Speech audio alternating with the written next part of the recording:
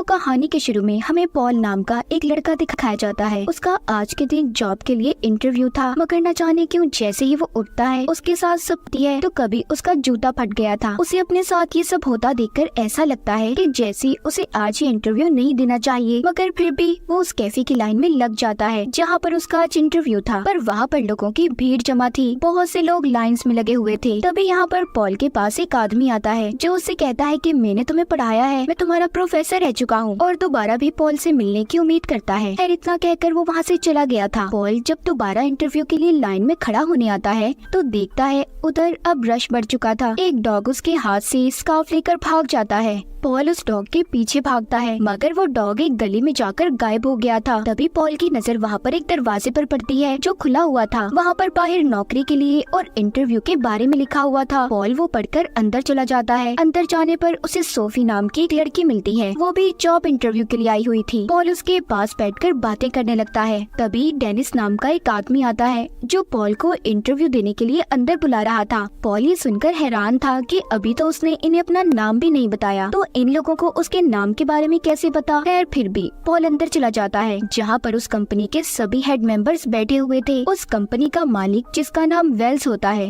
वो पॉल से पूछता है कि आखिर तुम यहाँ पर इंटरव्यू देने कैसे पहुँचे। पॉल उन्हें अब अपनी सारी कहानी के बारे में बताता है। कहता है कि जब मैं सुबह उठा तब से मेरे साथ सब कुछ गलत हो रहा है। आते हुए मेरी बस छूट गई, फिर जिसके बाद मुझे जिस कैफे में इंटरव्यू देने जाना था उधर बहुत रश था। मैं जब लाइन में खड़ा हुआ तो एक डॉग मेरा स्कार्फ लेकर इस तरफ भाग आया। मैंने फिर एक दरवाजा देखा और मैं नहीं जानता था कि इधर कोई कंपनी है। बात करते हुए बार बार पॉल एक दीवार को देख रहा था। वेल्स पूछता है तुम बार बार उधर क्या देख रहे हो। वो कहता है सामने जो दीवार है मुझे लगता है कि वो लंदन का नक्शा है, जो कि थोड़ा अजीब है। ये सुनकर बाकी के जितने भी लोग उधर बैठे हुए थे सभी हैरान हो जाते हैं। फिर जिसके बाद वही आदमी डेनिस आता है जो पॉल को अंदर बुला कर गया था। वो पॉल से कहता है अब तुम यहाँ से जा सकते हो। पॉल भी बेचारा समझ गया था कि इतनी बड़ी कंपनी में भला उसे नौकरी कौन देगा। पॉल उसी दरवाजे से बाहर आ गया था जहाँ पर अब वो डॉग भी था जो उसका स्कार्फ लेकर भागा था। वो उसे वापस कर देता है। पॉल घर आ गया था जहाँ पर आकर उसे ये बात पता चलती है जो लड़का पहले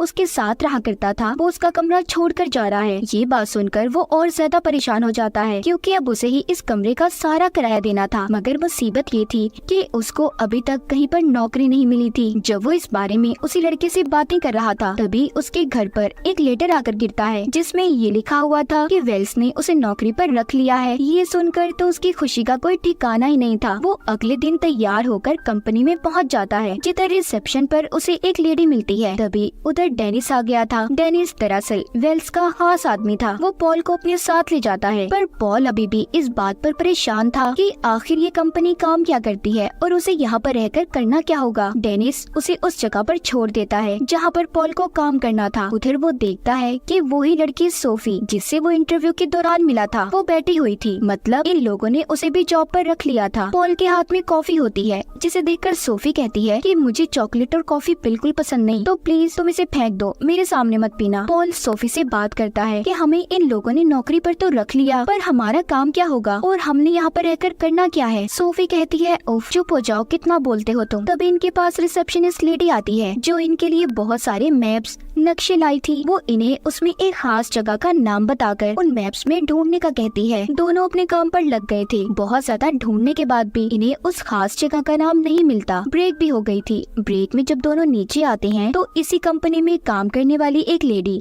दोनों को बाहर ले आई थी और सोफी से कहती है कि तुम सामने उस लड़की को देखो जो गार्डन बाग में बैठी किताब पढ़ रही है। तुम्हें उसकी किताब और उसके दिमाग को पढ़ना होगा। वो एक कहानी पढ़ रही है। जब उसकी कहानी का कैरेक्टर पानी में गिर जाएगा बस मुझे तब बता देना।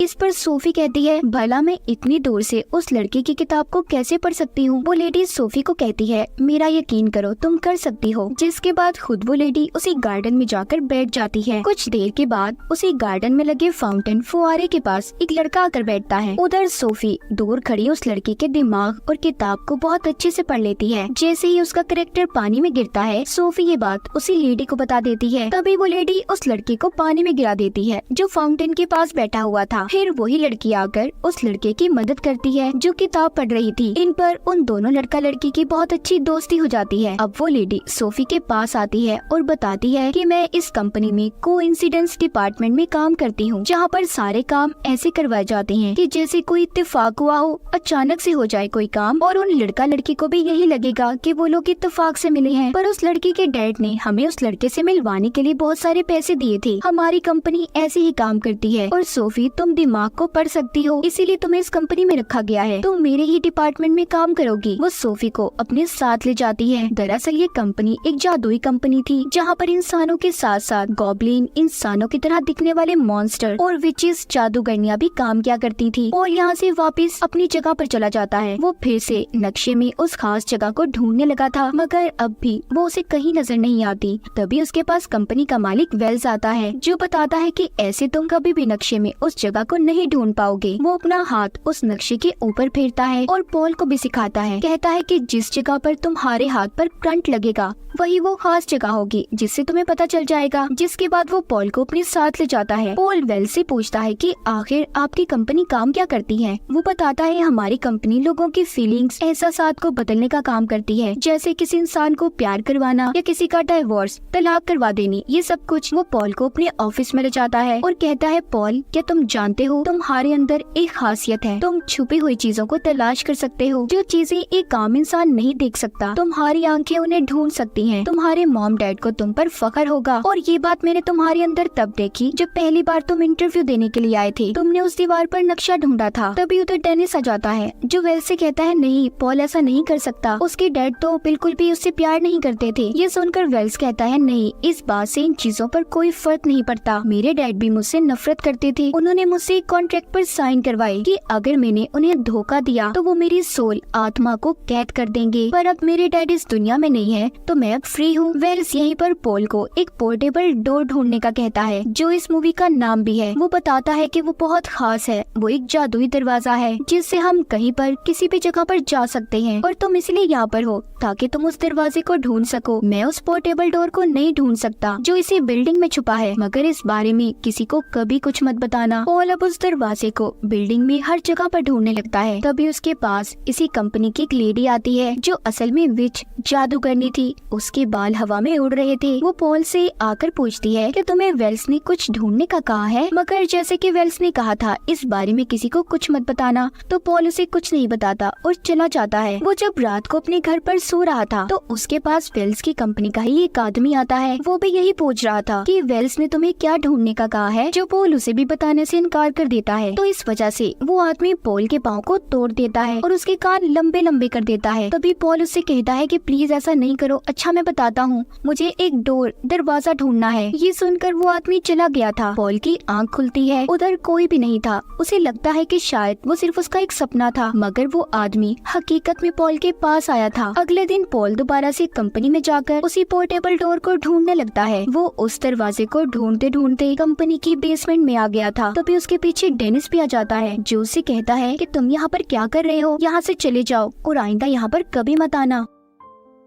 उधर दूसरी तरफ सोफी भी कोइंसिडेंस डिपार्टमेंट में काम कर रही थी। वो लोगों को इत्तेफाक से मिलवाया करती थी, मगर अब उसे अपने अंदर कुछ बदलाव महसूस होते हैं। उसे ऐसा लग रहा था कि जैसे उसके दिलो दिमाग को कोई कंट्रोल कर रहा हो, इसीलिए वो अब इस नौकरी को छोड़ना चाहती थी। वो इस डिपार्टमेंट की हेड से इसी सिलसिले में बात करती है, जिस पर वो लेडी कहती है कि तुम इस तरह इस जॉब को छोड़कर नहीं जा सकती क्योंकि तुमने कॉन्ट्रैक्ट पेपर पर साइन किए हैं। तभी वहाँ पर पॉल आ जाता है जो उससे कहता है कि चलो मेरे साथ। सोफी उसके सामने चॉकलेट खाती है। पॉल पूछता है कि कल तक तो तुम बिल्कुल भी इन चीजों को पसंद नहीं करती थी, आज क्या हो गया तुम्हें। वो उसे अपने साथ एक बार में ले जाता है जहाँ पर वो उसे बताती है कि पता नहीं मुझे क्या हो गया है, जो चीजें मुझे कभी पसंद नहीं थी वो मुझे अच्छी लगने लगी हैं। ये सब सुनकर पॉल कहता है ओ फिक्र नहीं करो, ऐसा अक्सर हो जाता है। सोफी कहती है तुम आजकल वेल्स के साथ काम कर रहे हो ना, मैंने सुना है, मेरी हेड मुझे बता रही थी कि एक दिन उसने अपने डैड को कहीं पर गायब कर दिया था, जिसके बाद आज तक वेल्स वेल्स के डैड का कुछ पता न चल सका तो जरा उनसे संभल कर रहना। मुझे लगता है कि डेनिस और वेल्स मिलकर कंपनी में कुछ करना चाहते हैं। अगले दिन रोज की तरह पॉल कंपनी में जाकर उसी पोर्टेबल डोर को ढूंढने लग जाता है। वो उसी बेसमेंट में वापस आ गया था जहाँ पर उसे डेनिस ने आने से मना किया था। वो डोर दरवाजे को ढूंढता ढूंढता एक दीवार के पास पहुँचता है जहाँ पर उसे कुछ अलग ही महसूस हो रहा था। उसे अपनी ताकतों से पता चल जाता है कि वो कोई दीवार नहीं बल्कि किसी जगह का रास्ता है। पॉल जब उसके अंदर जाता है तो वो एक जादूगर का कमरा था जहाँ पर कुछ अजीब चीजें पड़ी हुई थी। वहाँ पर उसे एक बड़ा सा स्टेपलर भी पड़ा दिखाई देता है। जब वो उसे हाथ लगाता है तो उसे अपनी ताकत अपनी पावर से पता चलता है कि वो एक गॉब्लिन था। पॉल अपनी ताकत का इस्तेमाल करके उस पोर्टेबल डोर को भी ढूंढ लेता है जो उसे वेल्स ने ढूंढने के लिए कहा था। अब वो उस पोर्टेबल डोर जादुई दरवाजे की मदद से वापस कंपनी में आ जाता है। वो दरवाजा एक टॉवल तौलिए में बदल गया था। वो कंपनी में आकर छुपकर वेल्स की बातें सुनता है जहाँ पर वो सबको बता रहा था कि वो अपने ऑफिस के लोगों पर एक्सपेरिमेंट तजुर्बा कर रहा है। वो उन लोगों की पसंद नापसंद, उनकी फीलिंग्स, एहसासात और उनकी हर चीज को बदल देगा जिसके बाद वो उन लोगों को अपने मुताबिक चला सकता है। और उसके इस एक्सपेरिमेंट का पहला शिकार सोफी थी क्योंकि उसने जो कॉन्ट्रैक्ट पेपर साइन किए थे वो इसी चीज के बारे में थे और यही वजह थी कि सोफी को अपने अंदर बदलाव नजर आ रहे थे। ये सब सुनकर पॉल यहाँ से भागने लगता है।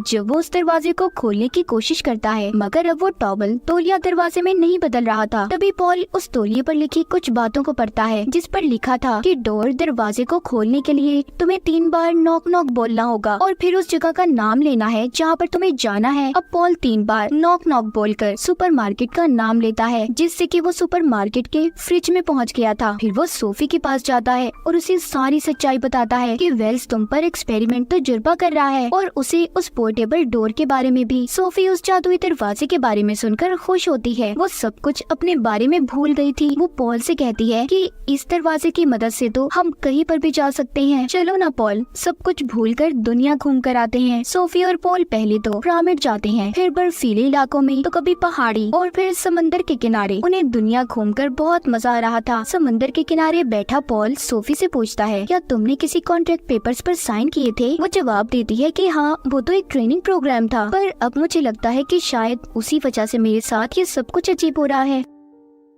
खैर, अब वो दोनों उस पोर्टेबल डोर की मदद से वापस से कंपनी में आते हैं और उस कॉन्ट्रैक्ट को ढूंढने लगते हैं। तभी उन्हें एक आदमी के नाम का कॉन्ट्रैक्ट मिलता है जिसमें उन्हें ये पता चलता है कि वेल्स यहाँ पर लोगों की सोल, आत्मा को चुराता है। वो पहले कॉन्ट्रैक्ट पेपर पर साइन करवाता है जिसके बाद उस पेपर को बैंक ऑफ डेड यानी कि मौत के बैंक में जमा करवा देता है। इस तरह वो उस इंसान की आत्मा को कैद कर सकता था। वो दोनों उस पेपर को पढ़ ही रहे थे तभी उधर बहुत सारे गॉब्लिन्स, मॉन्स्टर्स आ जाते हैं। ये दोनों डरकर वहाँ से भाग गए थे। तभी इनके सामने डेनिस आता है। जब ये उसे बताते हैं कि हमारे पीछे बहुत सारे मॉन्स्टर्स लगे हुए हैं तो तभी वो ये देखते हैं कि डेनिस भी एक गॉब्लिन है। कुछ देर के बाद उधर वेल्स भी आ जाता है। तभी उन दोनों की किसी बात को लेकर बहस हो रही थी। इस बात का फायदा उठाकर पॉल और सोफी उस पोर्टेबल डोर की मदद से यहाँ से भाग गए थे मगर गलती से वो दरवाजा खुला रहता है। तभी वेल्स उन दोनों को एक ऐसी जगह पर भेज देता है जहाँ पर एक जेल था। उधर एक जेल में सोफी और पॉल को एक आदमी मिलता है जो असल में वेल्स के डैड थे, जो बताते हैं कि जब मुझे मेरे बेटे के शैतानी इरादों के बारे में पता चला कि वो लोगों की आत्माओं को कैद करता है तो उसने मुझे इस जेल में कैद कर दिया ताकि मैं उसे कभी भी रोक ना पाऊँ। यानी कि जो बात सोफी ने पॉल को बताई थी कि वेल्स ने अपने डैड को कहीं पर गायब कर दिया, वो बात सच थी। आगे वो बताते हैं कि यहाँ से मुझे आज तक बाहर जाने का रास्ता नहीं मिल सका, जिस पर पॉल कहता है कि आपके पास तो उसका कॉन्ट्रैक्ट था तो आपने अपने बेटे की आत्मा को कैद क्यों नहीं किया? वो बताते हैं कि इससे पहले मैं उस कॉन्ट्रैक्ट को बैंक ऑफ डेड में जमा करता, उसने मुझे यहाँ पर कैद कर दिया। पॉल को यहाँ से निकलना था। वो किसी तरह अपनी ताकत का इस्तेमाल करके यहाँ से बाहर जाने का दरवाजा ढूंढ लेता है। वो कंपनी में वापस आ गए थे। उनके साथ अब वेल्स के डैड भी थे। कंपनी के अंदर आकर वेल्स के डैड पॉल और सोफी को उसके कॉन्ट्रैक्ट के पेपर्स देते हैं ताकि वो उसे बैंक ऑफ डेड में जमा करवा दें और खुद वेल्स के पास आ गए थे। वेल्स अपने डैड को देखकर काफी हैरान था कि वो इतने सालों बाद आजाद कैसे हो गए। पॉल और सोफी सोफी जब बैंक ऑफ डेड में जा रहे थे